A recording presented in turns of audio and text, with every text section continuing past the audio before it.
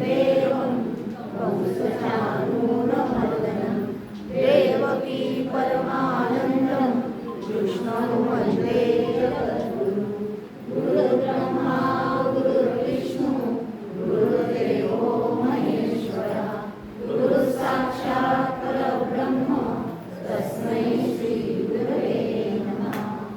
नमोऽस्तुते व्यासविशालबुद्धे बुद्धारविन्दाय पदैर्वज्रं येन त्वया भारततैलपूर्णः प्रज्वालितो ज्ञानमयप्रदीपः। श्रुतिस्मृतिपुराणानाम् आलयं करुणालयं नमामि भगवत्पादो शङ्करं लोकशङ्करं शङ्करं लोकशङ्करम्। प्रभाते मणिरामचिन्तितदावा पुरे वैखरी रामादिवदावा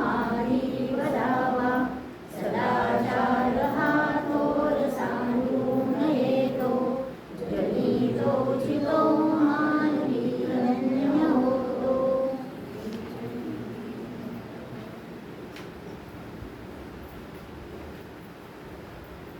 अधिक मासातील एकादशीला अनन्यसाधारण महत्त्व दिलेले आहे।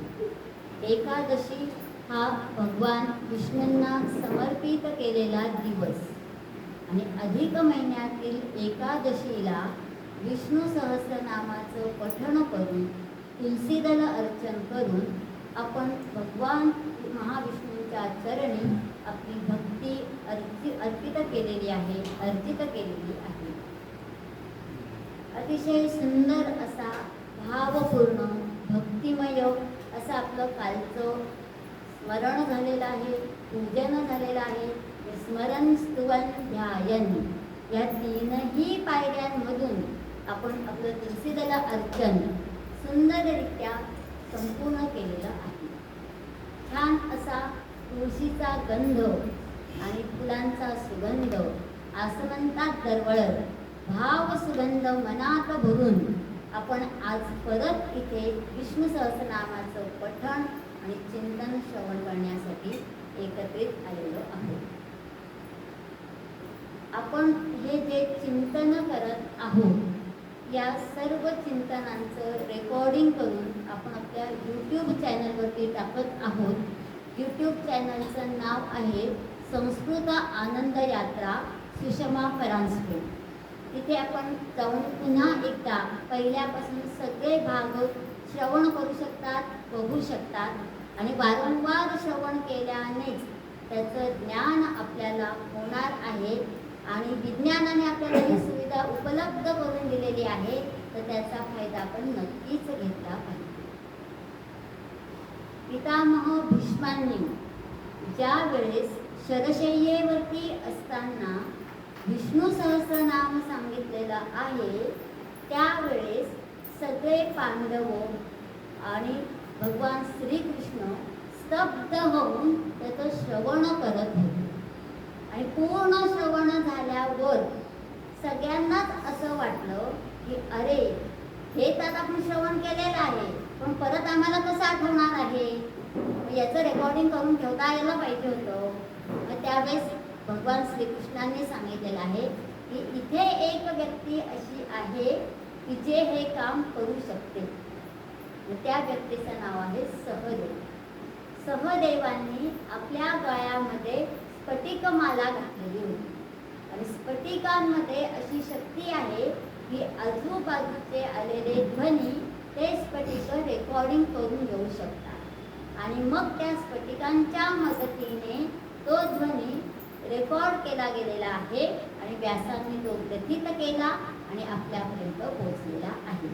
रेकॉर्डिंगची कला महाभारत काळापासून आपल्यापर्यंत आलेली आहे आणि आता आपण जरा जास्तच त्याचा उपयोग करून घेतो आणि जास्तीत जास्त लोकांपर्यंत पोहोचण्याचं अतिशय सुंदर असं माध्यम आपल्याला मिळालेलं आहे। अध्यात्माबरोबर विज्ञानाची कास आपण धरली तरच आपलं भौतिक जीवन आणि आध्यात्मिक जीवन उन्नत होण्यास मदत होणार आहे। आज आपण 14व्या श्लोकाचा अर्थ बघणार आहोत. सर्वविद्भानो विश्वक्सेनो जनार्दनः वेदो वेदविद्व्यङ्गो वेदांगो वेदविद कविः.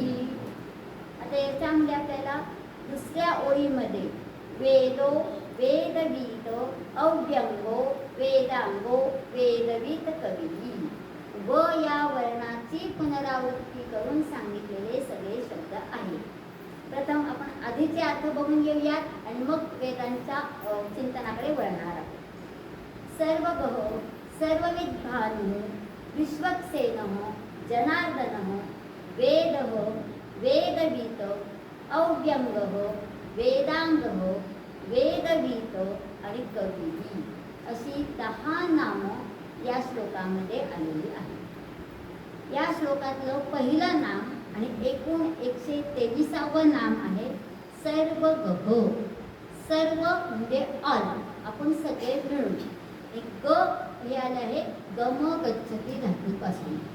सर्वत्र गच्छती स सर्वगः, जो सर्व ठिकाणी जातो म्हणजे सर्व भूतांमध्ये व्यापून राहतो आणि त्याच माध्यमातून सर्व जगाचं नियंत्रण तो करत असतो.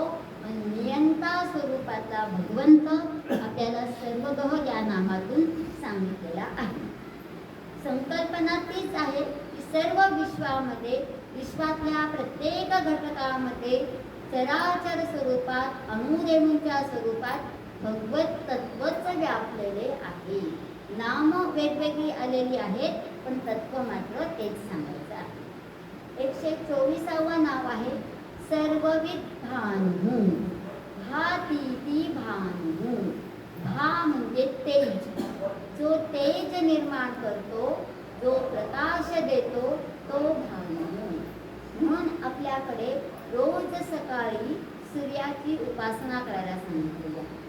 मित्र रवी, सूर्यभानु, खगभूषण, हिरण्यगर्भ, मरीच आदित्य, भास्करेभ्यो नमो नमः. सूर्याची ही जी 12 नावं आहेत, ती 12ही नावं सूर्याचं कार्य वेगवेगळ्या पद्धतीने स्पष्ट करणारी आहे. त्यातलं भानू हे नाम आपल्याला इथे दिलेलं आहे. प्रकाशतो तो भानू आणि जो सर्व जाणतो तो भानू.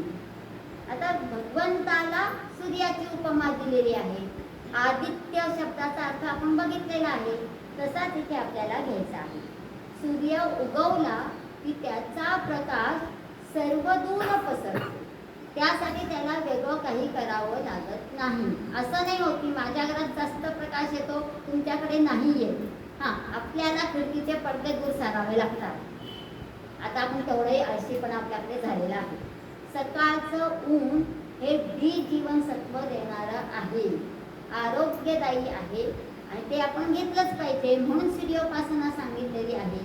समर्थ रामदासांनी सूर्याची उपासना करून गायत्री मंत्राचं पुनश्चरण केलेलं आहे आणि त्यामुळेच त्यांना सिद्धी प्राप्त झालेली आहे. सूर्योपासनेचं महत्त्व प्राचीन काळापासून आपल्याकडे अधोरेखित केलेलं आहे. कशासाठी ही सूर्याची उपासना करायची? तर सूर्य हा तेज देणारी देवता आणि सूर्याची उपासना केली तर आपल्यामधील दौर्बल्य, लाचारी ही निघून जाते. अकबर बिरबलाची एक गोष्ट आठवते इथे. एक ब्राह्मण असतो, तो गरिबीने गांजलेला असतो आणि त्याला असं वाटत होतं की अकबर सम्राट आहे, त्यांनी मला काहीतरी मदत केली पाहिजे.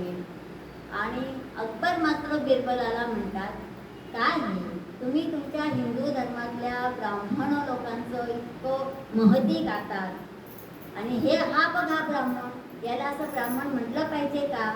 त्या बिरबलाने उत्तर दिले, तुम्ही अजून काही त्याचं चैतन्य जाणूनच घेतलेलं नाही. आणि मग तो त्या ब्राह्मणाकडे गेलेला आहे आणि ब्राह्मणाला समजावून सांगितल्यानंतर त्या ब्राह्मणाने सूर्याची उपासना केलेली आहे आणि काही महिन्यातच तो अत्यंत तेजस्वी आणि अस्मितेने पूर्ण असा झालेला आहे. म्हणजे सूर्याच्या उपासनेतही ताकद आहे कोणत्याही देवांची उपासना करा, ते आपल्याला उभं करणारे असतात, आपल्यामध्ये अस्मिता निर्माण करणारे असतात. अहंकार आणि अस्मिता यामध्ये फरक आहे. आपल्याला स्वतःच्या क्षमतांविषयी सारखा अभिमान असला पाहिजे, ही आपली अस्मिता असते. आणि अवास्तव अभिमान ज्यावेळेस वाटायला लागतो त्यावेळेस तो अहंकार झालेला असतो. आणि मग मी देवाचा लाडका भक्त कसा होईन ही ओढ जेव्हा मला लागते तेव्हा मीच देवाचा उत्तम भक्त आहे. हा सुद्धा एक वेगळ्या प्रकारचा अहंकार आहे, त्या भक्तीचा माज आहे असं आपण म्हणू शकतो. पण जो सर्व काही जाणतो, जग प्रकाशित करतो आणि आत काय आहे बाहेर काय आहे हे जो जाणतो तो सर्वविद भानू. भानू शब्दाला सर्वविद हा शब्द जोडलाय. सर्वविद म्हणजे सर्व काही जाणणारा आणि भानू म्हणजे तेज आणि प्रकाश. प्रकाशाचा अर्थ घ्यायचा आहे आपल्यातलं अज्ञान जो असतो, आपल्यातलं अंधकार जो असतो तो प्रकाशित करणारा. सूर्याचा प्रकाश हा भौतिकदृष्ट्या वैज्ञानिकदृष्ट्या आपल्याला दिसतो. जसं रात्री सूर्य नसतो तर अंधार पडलेला असतो, हे दृश्य आहे. पण आपल्या शरीरामध्ये आपल्या बुद्धीमध्ये जे अज्ञान आहे ते आपल्याला दिसतं का? कारण की आपल्याला कुठल्या शंकाच निर्माण होत नाही. असं म्हणतात, मी मागच्या वेळेस पण सांगितलं होतं की कोणता शिष्य चांगला, जो जास्तीत जास्त प्रश्न विचारतो, शंका विचारतो. त्याने अशा शंका विचारल्या पाहिजे की शिक्षकांनाच अभ्यासाला लागावला पाहिजे. शिक्षकही सतत निरंतर अभ्यास करणारा असला पाहिजे. आता आपण काय करतो, एक टेक्स्टबुक आलं की पुढचे 5 वर्ष तो सिलेबस बदलत नाही. एकदा त्याच्या सगळ्या नोट्स काढल्या की परमनंटली त्याच आपण फॉरवर्ड करत राहतो. हे पण तसंच चुकीची पद्धत आहे. पण सध्या काळाला लागून असल्यामुळे ते काय चूक आहे काय बरोबर आहे त्या परिस्थितीमानावरती अवलंबून असतं. म्हणून बाह्य आणि अंतरंग जो जाणतो तो सर्वविद भानू. 125वं नाव आहे विश्वक्सेना. हा सेना म्हणजे सैनिक. जिथे सैनिक एक मोठ्या प्रमाणात एकत्रित आलेले असतात त्याला सेना म्हणतात, त्याला आपण आर्मी असा शब्द म्हणतो. मग देवाची जी आर्मी आहे, शंकरांचे भूतगण आहे, हे प्रत्येक देवाला स्वतःची अशी आर्मी आहे. तसे ही जी आर्मी आहे ती आर्मी विश्वव्यापी आहे म्हणून त्याला विश्वकसेना असं म्हटलेलं आहे. आता ही विश्वव्यापी कशी आहे बरं, तर प्रत्येक जीवाच्या हृदयामध्ये भगवंताने वास केलेला आहे. अंश रूपाने ममैव अंशो जीव लोके, म्हणजे जन्माला आलेला प्रत्येक जीव ही हा भगवंताचा सैनिकच आहे. आणि त्याची लढाई कशासाठी आहे, तर जीवाला शिवाप्रत पोचायचं आहे, त्यासाठी ही लढाई आहे. लढाई फक्त रणांगणावरतीच जाऊन लढायची असते ती नाही, तर जगण्यासाठीचा रोजचा जो संघर्ष असतो तो सुद्धा युद्धच आहे. आणि भौतिक सुविधा अधिभौतिक सुख प्राप्त करून आध्यात्मिक सुखाकडे वाटचाल करणं ही सुद्धा एक लढाईच आहे. आणि अशी ही विश्वक्सेना ज्याच्याकडे आहे तो विश्वक्सेना आहे. दुसरा अर्थ सांगितलेला आहे, ज्या सेनेला बघताच दैत्यांच्या किंवा शत्रूच्या सेना घाबरून पळून जातात. हे नुसतं नावच येते, शंकराचे भूतगण आलेले आहे की आधीच्या आधीच राक्षस पळून जाणार. शंकरांच्या बाबतीत असं घडत नाही. हा शंकराचे गण सामर्थ्यशाली आहे, पण शंकर मात्र भोळे शंकर आहे. म्हणूनच अनेक राक्षसांनी शंकरांची तपश्चर्या केली आणि प्राप्त वर मिळवून घेतलेला आहे. भगवान विष्णूच्या बाबतीत आपल्याला तसं दिसत नाही. भगवान विष्णूची तपश्चर्या करायला पण कोणी जात नाही, त्यांच्याकडे नियंता म्हणून काम दिलेलं आहे. आणि शंकरांनी जे काही केलेलं आहे, म्हणजे वर जे दिलेले आहे त्या वरामुळे जेव्हा जेव्हा विश्वाला धोका निर्माण झालेला आहे तो धोका दूर करण्यासाठी आणि भक्तांचं सज्जनांचं रक्षण करण्यासाठी विष्णू भगवंतांनीच अवतार धारण केलेले आहेत. आणि परित्राणाय साधूनां धर्म संस्थापनार्थाय ही दोन्ही कार्य आपल्याला पूर्ण केलेली आहे. म्हणून शिव आणि विष्णू एकाच नाण्याच्या दोन बाजू आहेत, दोनही तत्व एकच आहे. तिसऱ्या याच्यामध्ये आपल्याला सांगता येईल की मूर्तिशास्त्रामध्ये विश्वक्सेनाला विष्णूंचं अंशरूप मानलं जातं आणि म्हणून बऱ्याचदा विष्णूंच्या मंदिरामध्ये रक्षक म्हणून विश्वक्सेन आपल्याला दिसतात. जसं आपण अष्टवसू किंवा रुद्रांच्या बाबतीत बघितलं, हे सगळे रक्षण करणारे आहेत. म्हणजे उत्पत्ती, स्थिती, लय हे जे कार्य ब्रह्मा विष्णू महेशांकडे आहे, तर हे कार्य करवून घेण्यासाठी हे सगळे त्यांचे सहाय्यक म्हणून आहेत. आणि प्रत्येक जीवात वसलेला अंश हीच भगवंताची सेना आहे असंही आपल्याला म्हणतात.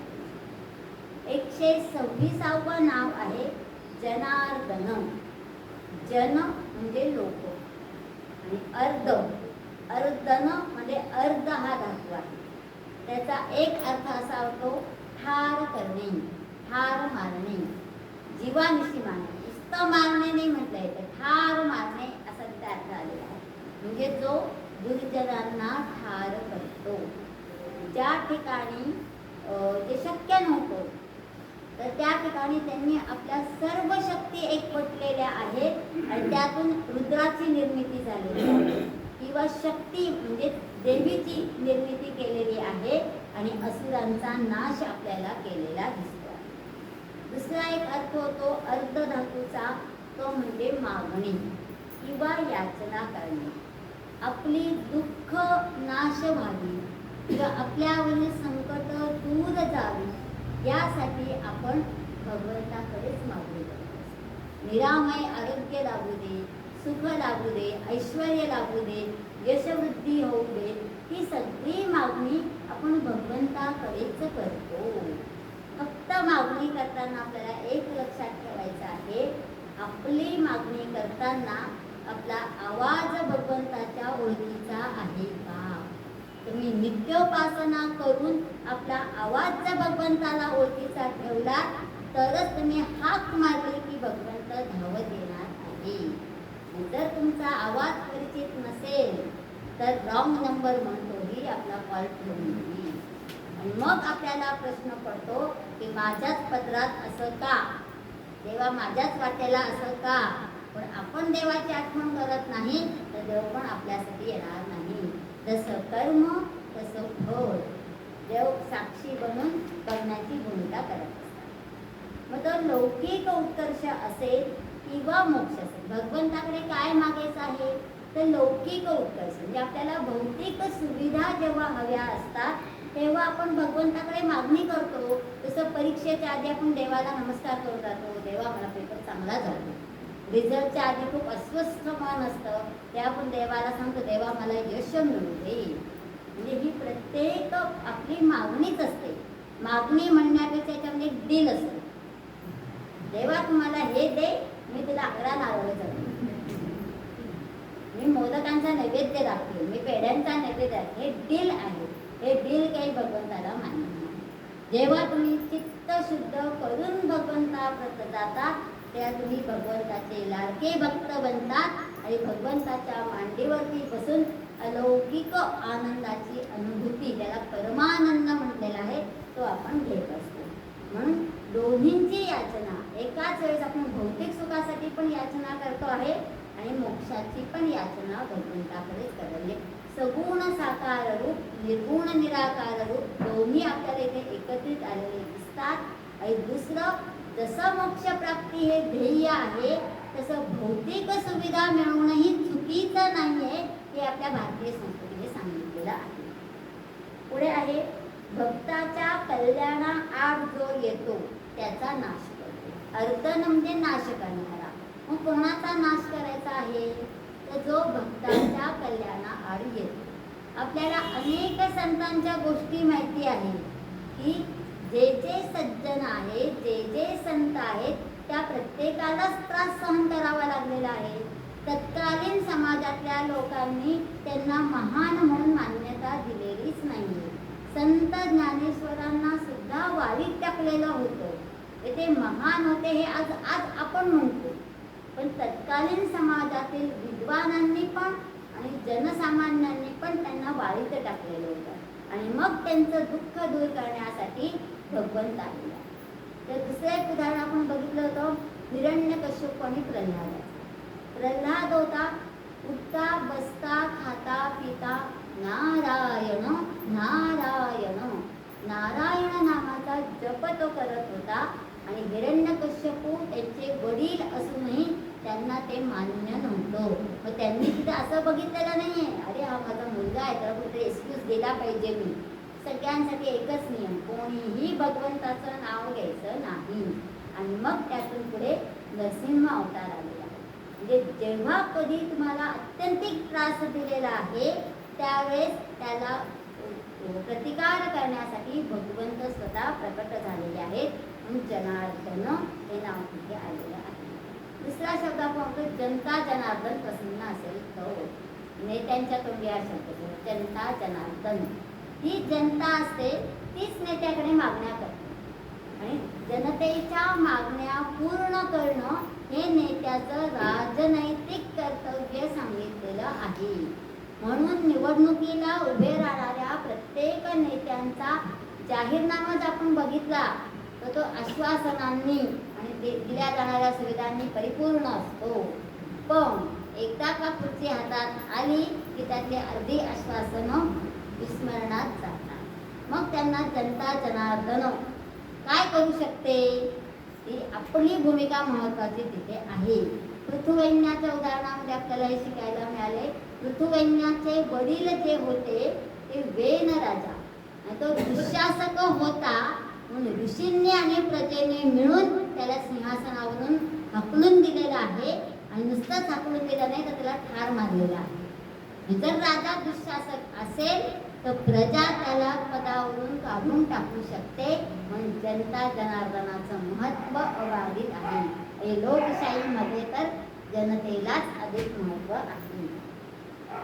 127वे रूप आहे वेदो. आणि पुढची रूप जी आहेत ती बघा वेद, वेदवित, वेदांग आणि वेदवित. वेदवित नाम दोनदा आलेलं आहे. एका श्लोकात दोनदा वेगवेगळ्या ठिकाणी आलेला आहे. तर दोनही ठिकाणी आपल्याला त्याचा अर्थ वेगवेगळा घ्यायचा आहे. आता ह्या शब्दांचे अर्थ समजून घेण्यासाठी आपण मुळात वेद काय आहे ही संकल्पना आपल्याला समजून घ्यायची.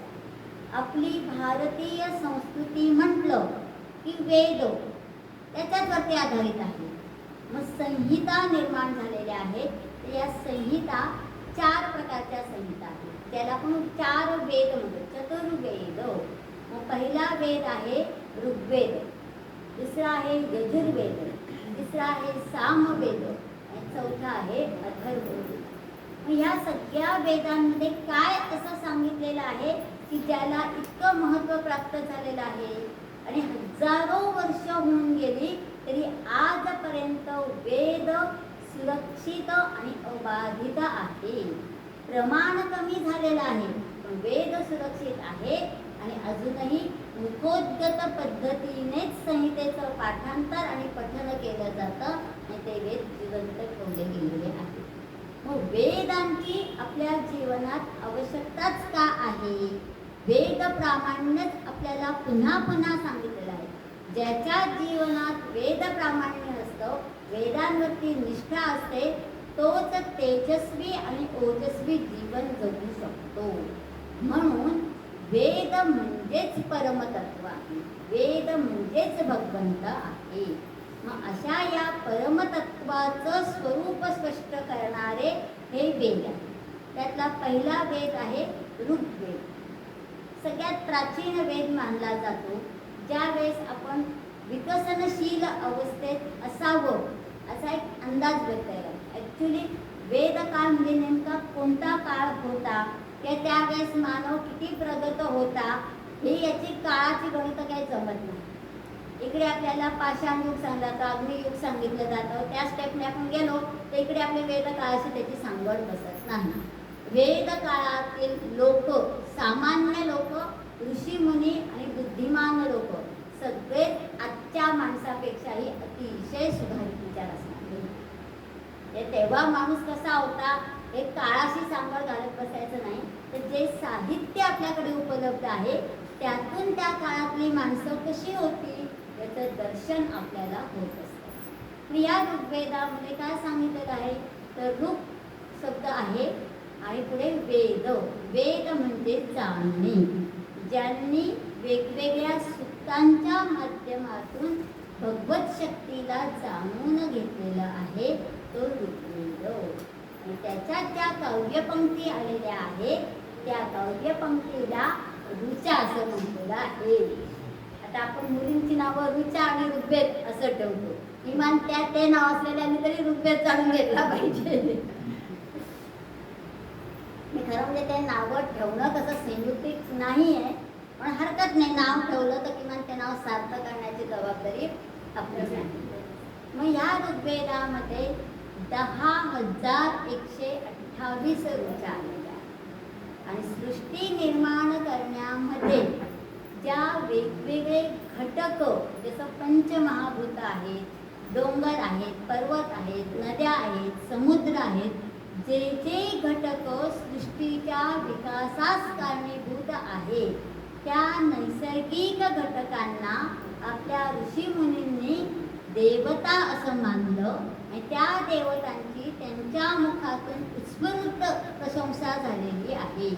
जाणून बुजून ठरवून प्लॉट करून काहीही लिहिलं गेलेलं नाही. आणि ऋग्वेदामध्ये अनेक ऋषींनी लिहिलेले सूक्त एकत्रित केले गेलेले आहे. म्हणून वेदांना अपौरुषेय म्हणतात. जसं रामायणाचे लेखक वाल्मिकी आहेत, महाभारताचे रचयिते महर्षी व्यास आहे हे आपण ठामपणाने सांगतो. तसं ऋग्वेद कोणी लिहिलेलं आहे हे मात्र आपल्याला सांगता येत नाही. मग वेगवेगळ्या देवतांची स्तवनं आणि त्या देवतांना प्रसन्न करून घेण्याचे मार्ग किंवा त्या देवता प्रसन्न राहिल्या तरच सृष्टीचं चलनवलन चांगलं होईल आणि मानवाची भौतिक तथा आध्यात्मिक प्रगती होईल असं ऋषीमुनींनी आपल्या त्या सूत्रांमधून सांगितलेलं आहे. दुसरं त्याच्यासोबत ऋग्वेद काळामध्ये ज्या काही पराक्रमी राजांच्या कथा आहेत त्या राजांच्या कथा पण सांगतात. जसं आता ही पृथुवैन्य राजाची कथा आहे ती ऋग्वेदात सांगितलेली आहे. विश्वला राणीची कथा आहे ती पण ऋग्वेदात सांगितलेली आहे. आणि अनेक ऋषी आणि शिष्यांचे संवाद हे ऋग्वेदामध्ये आहेत जे बरेच प्रसिद्ध आहेत. ऋग्वेदानंतर पुढचा वेद आपल्याला सांगता यजुर्वेद. ऋग्वेद काळामध्ये देवदेवतांना प्रसन्न करून घ्यायचं असेल तर यज्ञ हे साधन असलं पाहिजे. यज्ञ म्हणजे काय तर मैत्री संगती करणं. मैत्री कोणाशी करायची आहे तर देवाशी पण मैत्री करायची आहे आणि आपल्यासोबत आपल्या आजूबाजूला जे लोक राहतात त्यांच्याशी पण दैवी भ्रातृत्व भाव दृढ करायचा आहे तो यज्ञ. मग ह्या यज्ञामध्ये आपल्याला वेगवेगळ्या प्रकारचे यज्ञ सांगितलेले आहेत. त्या यज्ञाचं यज्ञकुंड कसं असावं, समिधा कोणत्या असाव्यात, कोणत्या यज्ञामध्ये कशाचा आविर्भाव द्यायचा आहे, गुरुजी किती असावे म्हणजे पुरोहित किती असावे, त्याचं यज्ञकुंडाची रचना कशी असावी, अशा वेगवेगळ्या यज्ञांची यज्ञकुंडांची रचना कशी असावी हे आपल्याला यजुर्वेदामध्ये सांगितलेलं आहे. तसंच यज्ञ कोणी करावा, कशासाठी करावा, त्यातून काय प्राप्त होणार आहे आणि कोणता यज्ञ करताना कोणत्या प्रकारचे मंत्र म्हणावेत आणि कोणत्या प्रकारचं कर्मकांड करावं. विशेषतः कर्मकांडाची माहिती ही यजुर्वेदामध्ये सांगितलेली आहे. त्याच्यामध्ये कृष्ण यजुर्वेद आणि शुक्ल यजुर्वेद असे 2 प्रकार आलेले आहेत आणि यजुर्वेदाचे प्रवर्तक आहेत याज्ञवल्क्य ऋषी. त्याच्यानंतर सामवेद. सामवेदामध्ये हे जे वेद निर्माण झालेले आहेत तर ह्या ज्या रचना झालेल्या आहेत त्या रचना पुढच्या काळापर्यंत टिकून राहिल्या पाहिजे. त्यावेळेस लेखनकला अस्तित्वात नव्हती म्हणून पद्यमय रचना असलेल्या या पद्यपंक्तींना या ऋचांना स्वरबद्ध करण्याचं काम सामवेदाने केलेलं आहे. म्हणजे वेगवेगळे छंद, वेगवेगळे वृत्त आणि गानकला याचं समग्र ज्ञान आपल्याला सामवेदामध्ये मिळतं. म्हणून आपण सामान्य लोक ज्यावेळेस म्हणतो आणि पुरोहित वर्ग ज्यावेळेस म्हणतो त्यावेळेस म्हणण्याच्या पद्धतीत फरक असतो. पुरोहित ज्यावेळेस विष्णू सहस्रनाम म्हणतात किंवा कुठल्याही वैदिक मंत्र म्हणतात तर त्यांचे हात आपोआप असे असे हलतात. हे हात हलवणं म्हणजे आपले स्वरांमधला चढ उतार त्याच पद्धतीने झाला पाहिजे. आणि कोणताही पुरोहित असू द्या त्याच पद्धतीने त्यांनी पठण केलेलं असते. जसे मुखातून मंत्र बाहेर पडतात तसे त्यांचे हातही आपोआप हलतात. त्यांना तसंच शिक्षण दिलेलं असतं. या सगळ्या स्वरज्ञानाचं महत्त्व सामवेदामध्ये सांगितलेलं आहे. आणि चौथा वेद आहे अथर्ववेद. अतिशय जादुई आणि चमत्कारिक असा वेद आहे. अथांग ज्ञान आपल्याला अथर्ववेदामध्ये सांगितलेलं असतं. विज्ञान, आयुर्वेद आणि वृक्षवेद असे त्याला म्हटलं जातं. म्हणजे पर्यावरण हे सगळेच विषय अथर्ववेदामध्ये मांडलेले आहेत. त्यामुळे अथर्ववेदातूनच पुढे आयुर्वेद हा वेगळा झालेला आहे. आणि अथर्ववेदामध्ये अनेक प्रकारची शास्त्र, अनेक विद्या, विशेषतः उपासना करून जसं आपल्याला अधिभौतिक, अधिदैविक आणि आध्यात्मिक सुख प्राप्त करून घेता येतं त्यासाठी काही श्रौत यज्ञ, स्मार्त यज्ञ आपल्याला सांगितलेले आहेत. तेही अथर्ववेदात सांगितलेले आहेत. आणि काही वेळेस आपल्याला अघोरी उपासना करून काही विशिष्ट हेतू साध्य करून घ्यायचे असतात. विशेषतः भगवान शिवांची उपासना किंवा महाकालीची उपासना, उजव्या संध्याचा गणपती हे सगळे अघोरी उपासनेमध्ये येतात. या सगळ्या उपासनांची, जादूटोण्यांची, चमत्कारांची माहिती वैज्ञानिक स्पष्टीकरण देऊन अथर्ववेदामध्ये आपल्याला सांगितलं. म्हणजे आजच्या विज्ञानाचा जर आपल्याला शोध घ्यायचा असेल तर आपल्याला अथर्ववेदातून जावं लागतं. आयुर्वेदाचं मूळ शोधायचं असेल तर ते अथर्ववेदामध्ये आहे. आणि वृक्षायुर्वेद म्हणजेच आज आपण जे पर्यावरण, एन्व्हायरमेंट म्हणून सब्जेक्ट प्रत्येकाला कंपल्सरी केलेला आहे तो मुळातच आपल्याकडे झालेला आहे. सगळ्याचं महत्त्व सांगणारा असा हा अथर्ववेद. हे झाले 4 वेद. मग प्रत्येक वेदांचे ब्राह्मण ग्रंथ आलेले आहेत. आणि मग त्या ब्राह्मण ग्रंथांचा ज्या ज्या ऋषींनी अभ्यास केलाय, प्रचार केलाय, प्रसार केलाय त्यांच्या नावाने पुढे ब्राह्मण वर्णाच्या शाखा निर्माण झाल्या. यजुर्वेदी आहे, ऋग्वेदी आहोत. आता आपल्याकडे नावाला ते चिकटलं आम्ही यजुर्वेदी ब्राह्मण आहोत आणि ऋग्वेदी ब्राह्मण आहोत. हे प्रत्येक ब्राह्मणांनीच म्हणण्यापेक्षा प्रत्येक व्यक्तीने कुठल्या तरी वेदाचा अभ्यास केला.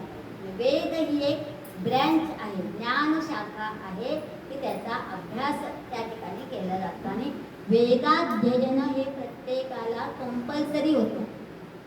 आणि मग वेदाध्ययन कंपल्सरी करून दिवसभरामध्ये तुम्हाला आवडीचे असतात, ज्याच्यात क्षमता असतात ते व्यावसायिक कौशल्य आत्मसात करण्याची मुभा आपल्या तपोवनामध्ये दिलेली होती. वेदाध्ययनाला पर्याय नाही.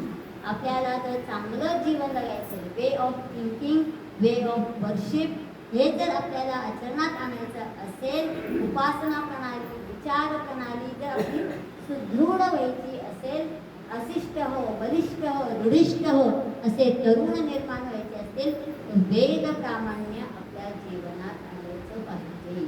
तुमच्याकडे धन किती आहे याच्यापेक्षा तुमच्याकडे आत्मविश्वास किती आहे, अस्मिता किती आहे, तेज किती आहे, ओज किती आहे हे सगळं खूप महत्त्वाचं आहे. आणि ते सगळं कमी कमी होत गेलं आणि म्हणूनच आपण पारतंत्र्यात अडकलेलो आहोत. मूठभर लोक येऊन आपल्या देशावरती राज्य करून जातात. याला कारणच हे आहे की अधिकारी म्हणून जर ते आले तर ते मूठभरच होते आणि आपण असंख्य प्रचंड लोकसंख्येचे होतो.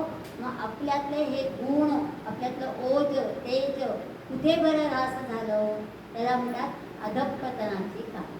या अधःपतनाच्या कारणामध्ये सगळ्यात पहिलं कारण आहे की वेद प्रामाण्य नष्ट झालं. वेदाध्ययनच करणारी तपोवनच इंग्रजांनी बंद केली आणि मग पुढे हा सगळा इतिहास घडत गेलेला आहे. मग वेद प्रामाण्य असणं खूप महत्त्वाचं आहे. आणि त्याच्या पुढे वेदविद हे नाव दिलेलं आहे. वेदविद म्हणजे वेद जाणून घेणारा. आता आपण वेदांविषयी ऐकलं की आपल्याला उत्सुकता निर्माण होते. की अरे मी पण ऋग्वेद उघडून बघतो, यजुर्वेद उघडून बघतो आणि अथर्ववेद तर प्रचंड उत्सुकता निर्माण करणार आहे. पण असं गेलो आणि वेदांचं पुस्तक घेतलं, उघडून बघितलं तर एक अक्षरही कळणार नाही. मग वेद समजून घेण्यासाठी आपल्याला वेदांग सांगावी. वेदविद वेदांग. मग ही वेदांग कोणती आहे तर 6 वेदांग सांगितले म्हणतात. षडांग, 6 अंग आहेत मग त्यांना षडांग असं म्हणतात. आणि वेद शिकायला सुरुवात करण्यापूर्वी ही 6 अंग म्हणजे 6 विषय प्राथमिक स्तरावरती समजून घेणं खूप आवश्यक आहे.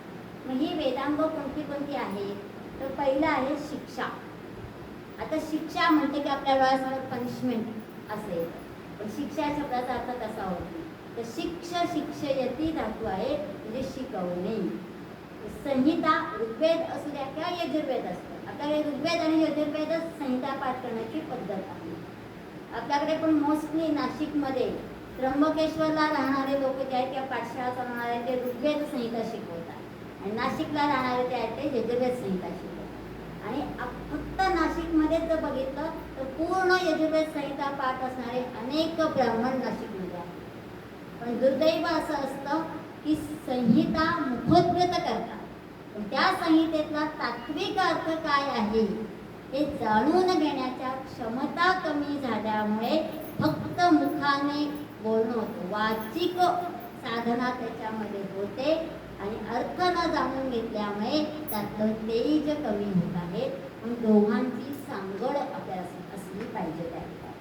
मग त्या संहिता कशा उच्चारण करायच्या या प्रकाराला म्हटलेलं आहे शिक्षा. त्याला इंग्लिशमध्ये फोनेटिक्स म्हटलं जातं. बालवाडीच्या शाळेमध्ये बाई सांगतात किंवा सर मॅडम सांगतात तसंच मुलं म्हणतात, अगदी त्याच टोनमध्ये. मग आपल्याला कोणी मालवणी शिक्षक असतो तो त्याच टोनमध्ये शिकतो असं त्या पद्धतीने. मग स्वर, वर्ण, अक्षर यांचे योग्य उच्चारण कसे करावे हे शिक्षाशास्त्रात सांगितले. पहिली स्टेप अशी आहे की आचार्य सांगतात तसंच म्हणायचं. त्याला म्हणतात संधा पद्धतीने शिक्षण. मग तिथे कुठलाही नियम शिकवायचा नाहीये. हे असं का आलं हे पण विचारण्याची गरज नाही. मी जसं म्हणते तसंच तुम्ही तसं आचार्यांनाच अनुसरण करा. मम वर्त्मानुवर्तन्ते.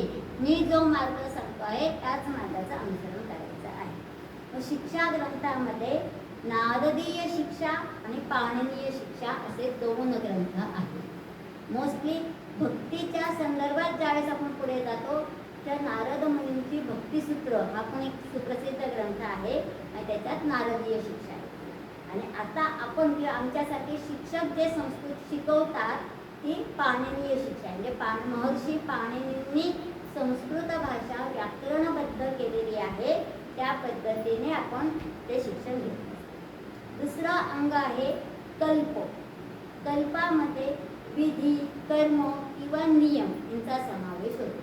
म्हणजे आपल्याला जर एखादा विशिष्ट प्रकारचा यज्ञ करायचा आहे, जसं आपण शतचंडी करतो, नवचंडी करतो की आपल्या घरात आपण वास्तू शांत करतो, तेव्हा आपल्याला 5 चौरंग मांडायचे, 7 चौरंग मांडायचे आणि प्रत्येक चौरंगावरती वेगवेगळ्या रचना गुरुजी घेऊन करतात. मग ह्या रचना कशा करायच्या, कोणत्या ठिकाणी पूजा सांगताना कशा पद्धतीने त्या यज्ञकुंडाची रचना करायची, दिशा कोणत्या असाव्यात, किंबहुना का अक्षरा असतात म्हणजे वेगवेगळ्या रंगाच्या असतात. नवग्रह मांडताना प्रत्येक ग्रहाचा रंग सांगितला आहे आणि त्या रंगाच्या त्या अक्षरा करून आणलेल्या आपल्याला दिसतात. मग यासाठी जे आवश्यक नियम आहेत ते सगळे नियम कल्पशास्त्रामध्ये म्हणजे रूल बुक ज्याला आपण म्हणू असं कल्प आहे. पुढचं त्याच्यामध्ये आपल्याला श्रौतसूत्र, गृह्यसूत्र, धर्मसूत्र आणि शिल्पसूत्र असे 4 ग्रंथ सांगितलेले आहेत आणि त्याच्यामध्ये वेगवेगळ्या यज्ञीय विधींची माहिती आणि त्यांचं आपल्याला काय म्हणतात की जॉमेट्री सांगितलेली आहे. एखादं यज्ञकुंड आपल्याला जर तयार करायचं असेल तर त्याची लांबी रुंदी किती असावी, त्याचा व्यास किती असावा, त्याची त्रिज्या किती असावी, विटांचा थर म्हणजे ते किती उंच असलं पाहिजे. जसं आता आपण आपल्या घरात वास्तुशांती करतो ते आपल्याकडे मार्बलचं फ्लोरिंग असतं, खाली आपण विटा ठेवतो, वाळू टाकतो, मग त्याच्यात ते यज्ञकुंड होतं. आणि आता आपण सरसकट ते तांब्याचं किंवा पत्राचं यज्ञकुंड घेऊनच गुरुजी आपल्याकडे येत असतात. पण जेव्हा विशेष यज्ञ करायचे असतात, जसं आता सोमयज्ञ करतात, त्या विशेष यज्ञांच्या वेळेस कोणत्या पद्धतीने आपण ते केलेलं असलं पाहिजे याच्यासाठी सर्व बाजूंनी सगळ्या नियमांचा अभ्यास करणारं शास्त्र म्हणजे कल्प असं सांगितलं. तिसरं आहे निरुक्त. निरुक्त हा यास्काचार्यांनी लिहिलेला ग्रंथ आहे. या ग्रंथांमध्ये शब्दांची व्युत्पत्ती कशी लावायची याचा अभ्यास केला. एखादा शब्द माझ्या समोर आला तर त्या शब्दाचा अर्थ मी कोणत्या पद्धतीने लावला पाहिजे. आणि कदाचित असं होऊ शकतं की मला हा अर्थ वाटतो आहे, शंकराचार्यांना हा एक अर्थ वाटतोय, भट्टारांना आणखीन एक वेगळा अर्थ वाटतोय, किंवा आता अधिक महिना चालू आहे तर अनेक लोक विष्णू सहस्रनामावरती प्रवचनं करतायत, व्याख्यानं देत आहेत, किंवा यूट्यूबला आपल्याला खूप सारी मेसेजेस मिळत आहेत. त्या प्रत्येकाने सांगितलेला अर्थ हा कदाचित वेगवेगळा असू शकतो. मग कोणाचा अर्थ बरोबर आहे किंवा कोणाचा अर्थ जास्त संयुक्तिक आहे, तर या सगळ्याचं वैज्ञानिक आणि शास्त्रीय स्पष्टीकरण आपल्याला हवं असेल तर निरुक्ताचा अभ्यास करता आला पाहिजे.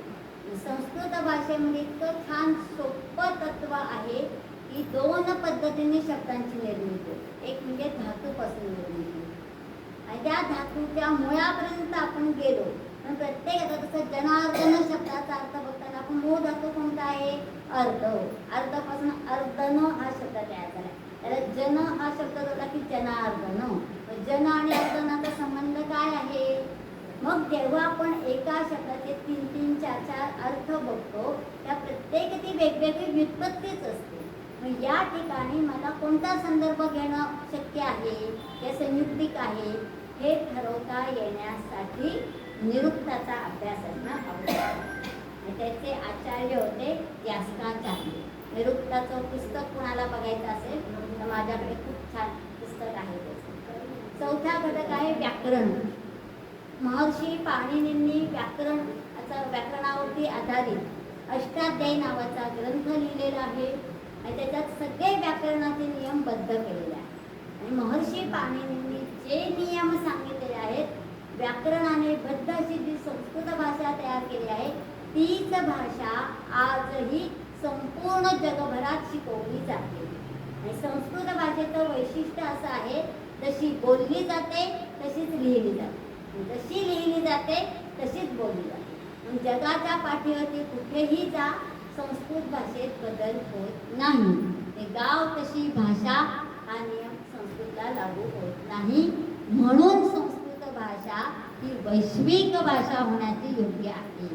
म्हणून आता लोकसंख्या गणना चालू आहे, ते आपल्याला स्पेशली सांगितलं जातं, तुम्ही ज्या भाषा जाणतात त्याच्यामध्ये संस्कृत भाषेची नोंद अवश्य करा, तर संस्कृत भाषा जिवंत राहणार आहे. पण माझं त्यापुढे जाऊन सांगणार आहे, नुसती आम्हाला ज्ञात भाषा म्हणून संस्कृत भाषेची नोंद करू नका, खऱ्या अर्थाने संस्कृत भाषा शिका. संस्कृत ही एकमेव भाषा आहे की जी संपूर्ण भारत देशाला जोडू शकणार. किंबहुना संस्कृत हीच आपली राष्ट्रभाषा असावी हा पण प्रस्ताव स्वातंत्र्यानंतर फार जोरदार पद्धतीने मांडला गेलेला होता, पण दुर्दैवाने तो यशस्वी झालेला नाही. म्हणून संस्कृत व्याकरण ज्याला समजतं, हे दिलेला शब्द स्तोत्रातला असू द्या, मंत्रातला असू द्या, दैनंदिन उपासनेमधला असू द्या, तो शब्द नाम आहे, अव्यय आहे, क्रियापद आहे, विशेषण आहे, हे जर आपल्याला जाणता यायला लागलं तर त्या शब्दांचा अर्थ आपल्याला समजायला लागतो. आता आपलंच उदाहरण बघा, आत्तापर्यंत आपण जवळजवळ 125 नावांचा अर्थ समजून घेऊ. आणि काल जेव्हा आपण अर्चन करताना एक एक नाव स्वतंत्र घेऊन वाचत होतो, त्यावेळेस त्या नामांचा 25% अर्थ तरी आपल्या डोळ्यासमोर येत होता. आणि अर्थ जाणून जेव्हा आपण ते अर्चन करतो, नामस्मरण करतो, तेव्हा त्यामध्ये भावनिर्मिती होण्याला मदत प्राप्त होते. म्हणून व्याकरणशास्त्राचा अभ्यास आवश्यक. 5वा आहे छंद. वेदातील मंत्र ज्या वृत्तात किंवा ज्या लयीत रचलेले असतात त्याला छंद म्हणतात. या छंदशास्त्रावरती आधारित ग्रंथ पिंगलाचार्यांनी लिहिलेला आहे. म्हणून वेद म्हणताना त्या विशिष्ट चालीमध्येच म्हणणं क्रमप्राप्त आहे. आपल्याला वाटतं तशा चाली लावून हवं तसं म्हणायची मुभा नाही. म्हणून वैदिकांनीच मंत्रोच्चार करायला पाहिजे आणि मग कालांतराने फक्त ब्राह्मण आणि पुरोहित वर्गाचीच ही मक्तेदारी याच कारणामुळे झालेली आहे. शुद्ध आणि व्यवस्थित योग्य रीतीने जर आपण मंत्रांचं पठण केलं तर कोणीही मंत्र म्हणू शकतो. नंतर 6वं आहे ज्योतिष. ज्योतिषामध्ये आपल्याला एखादी यज्ञीय क्रिया किंवा एखादं कर्मकांड आपल्याला कधी करायचं आहे यासाठी आपल्याला कालगणना माहिती असणं आवश्यक असलं पाहिजे. मग त्याच्यामध्ये चांद्रमासाप्रमाणे आहे, सूर्याप्रमाणे आहे, तर नक्षत्राप्रमाणे आहे. विशेषतः एखादी क्रिया नव्याने सुरू करायची असेल तर त्यासाठी आपण मुहूर्त शोधतो. तो योग्य मुहूर्त आपल्याला जेव्हा सांगायचा असतो त्यावेळेस ज्योतिषशास्त्राची मदत आपल्याला घ्यावी. ज्योतिषशास्त्र म्हणजे काय तर आकाशातले जे खगोल आहे म्हणजेच ग्रह तारे आहेत त्यांच्या सूर्याभोवतीच्या भ्रमणामुळे मानवी जीवनावरती काय परिणाम होतो हे सांगणारं शास्त्र म्हणजे ज्योतिषशास्त्र आहे. वैज्ञानिक आधार त्याला आहे. फक्त आता काही ठिकाणी त्याचा अतिरेक झालेला आपल्याला दिसून येईल. अति विश्वासही ज्योतिषशास्त्रावरती ठेवणं चुकीचं आहे आणि निव्वळ अंधश्रद्धा म्हणून सोडून देणं हेही चुकीचं आहे. तर आपल्या जीवनाला मार्गदर्शन करणारं एक शास्त्र म्हणून ज्योतिषशास्त्राचा आपण विचार केला तर ते आपल्यासाठी मार्गदर्शक ठरले. अर्थात आपल्या आयुष्यात लिहिलेल्या घटना कोणीही बदलू शकत नाही. ते प्रारब्ध विधिलिखित मानून आपल्याला स्वीकारणंच करून प्राप्त असतं. तरीही आपलं आयुष्य सुखकर कसं होईल यासाठी मार्गदर्शन करणारं शास्त्र आहे ज्योतिषशास्त्र. मग यज्ञीय विधींमध्ये कोणत्या प्रकारचा विधी कोणत्या क्षणांना करायचा आहे, कोणत्या मुहूर्तावर करायचा आहे याचं योग्य मार्गदर्शन करणारं ज्योतिषशास्त्र. आणि अशा या 6 शास्त्रांचा परिपूर्ण अभ्यास केल्यावर संहितेचा अभ्यास आपण सुरू करायला पाहिजे. तर त्या वेदांमध्ये त्या संहितेमध्ये काय सांगितलेलं आहे हे आपल्याला समजू शकतो. म्हणजे अनेक वर्षांपासून संस्कृत विषय शिकवत असल्यावरही वेदांमध्ये काय सांगितलंय याविषयीचं प्रचंड ज्ञान. म्हणजे वेदांमधली भाषा थोडीशी वेगळी आहे आणि ते समजून घेण्याची पात्रता आपल्याकडे नाहीच आहे. मग हे 6 अंगांच्या मधल्या एकेका अंगाचा अभ्यास करता करताच आपलं आयुष्य संपून जाईल एवढं व्यापक शास्त्र त्याच्यामध्ये आपल्याला दिलेलं आहे. वेदांचा अभ्यास करत असताना षडांगांचा अभ्यास करणं आवश्यक आहे. म्हणून वेद जाणून घेणारा जो असतो तो वेदविद. वेदविदाला साहजिकच षडांगांचं ज्ञान असतंच आणि षडांगांनी समाविष्ट आहे म्हणून वेद हे अव्यंग आहे. त्याच्यात कुठला दोषच नाहीये. हजारो वर्षांपासून वेदांमध्ये हे चुकीचं सांगितलंय असं म्हणण्याची प्राज्ञा कोणाचीही नाही. कितीही काळ बदलू द्या, परिस्थिती बदलू द्या, जे योग्य आहे जे त्रिकालाबाधित आहे तेच सत्य, शाश्वत सत्य, शाश्वत विचार आपल्याला वेदांनी सांगितलेलं आहे. वेद जाणून घेणं, वेद प्रामाण्य जीवनात आणणं आणि वेदांवरती निष्ठा असणं यालाच वेदविद असं म्हटलेलं आहे. या सर्वाचा जो जाणकार असतो ज्याच्यामुळे आपल्याला त्याची जाण होते आणि जाणीवेचं निर्वेद रूपांतर होतं ते तत्व म्हणजे परमात्मा, परब्रह्म आणि पर्यायाने भगवान श्रीकृष्ण. अशा या श्री भगवान विष्णूंना आज आपण नमस्कार करून वाणीला विराम देऊया. वसुदेव सुतं देवं कंसचाणूरमर्दनं